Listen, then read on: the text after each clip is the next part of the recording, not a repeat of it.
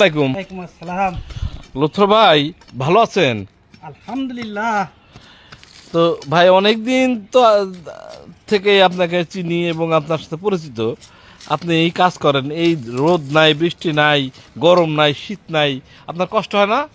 আমি ছেলে সন্তান লেখাপড়া করে বের গেলে পারে বাপ মার কর্তব্য, কষ্ট দুঃখ যাই হোক তাদের টাকা পয়সা দেওয়া লাগবো, বাজার করে খাওয়ান লাগবো, কাপড় চাপড় দেওয়া লাগবো, বই খাতা কেনা লাগবো, এই সাথে রোদ লাগে না।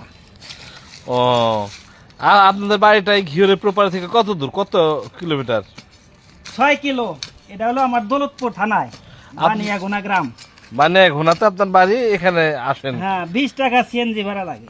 ও, আচ্ছা, এই যে কাজ করে আপনার হয় মানে সংসারে কোনো আর আলাদা কোনো ইনকাম সোর্স আছে? আলাদা ইনকাম সোর্স আছে। বাড়িতে 2টা করে ষাঁড় গরু পালি প্রত্যেক বছর। হ্যাঁ। ওই গরু আমি কিনি 2টা 1 লক্ষ টাকাতে, বেশি 2 লক্ষ টাকা। হ্যাঁ। তাতে খাওয়াই, আরো 20,000 টাকা 80,000 টাকা বছরে লাভ থাকে আমার। এ দিয়ে তাই? পয় পোলাবার নিয়ে চলতে পারি।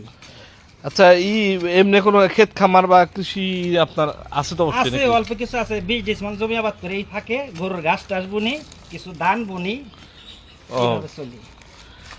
আচ্ছা, ভবিষ্যতের কি পরিকল্পনা? পরিকল্পনা ছেলে পেলে ভালো হইলে হয়তো ভবিষ্যতে আমার আর এই কাজ করতে হবো না। বাড়িতে গরু গাই গরু পালন, দুধ বিক্রি করুম, ছেলে সন্তান বিয়ে শাদী হয়ে গেলে ঝামেলাটা শেষ হয়ে গেল। ও, মানে এইভাবে চিন্তা করতেছেন, কিন্তু এইভাবে- তারপরে আপনার সবার মনে করেন বিয়ে সাথে হয়ে গেল, তারপরে মনে করলেন যে হ্যাঁ আর কোনোই নাই, ঝামেলা নাই। তারপর ঝামেলা শেষ হইলে বাদ বাকি ওটা আল্লাহ চিন্তা ভাবনা করবো আর কি। এখন মইরা যদি যাই তাহলে তো আর কিছু কর্ম করতে হবো না, কর্ম আল্লাহই করাইবো। ও, এইভাবে চিন্তা ভাবনা করতেছেন না? ইনশাল্লাহ। হ্যাঁ, আচ্ছা, ঠিক আছে, ভালো থাকেন। হ্যাঁ, ঠিক আছে। আচ্ছা, রাখলাম তাহলে। আসসালামু আলাইকুম। ওয়ালাইকুম আসসালাম।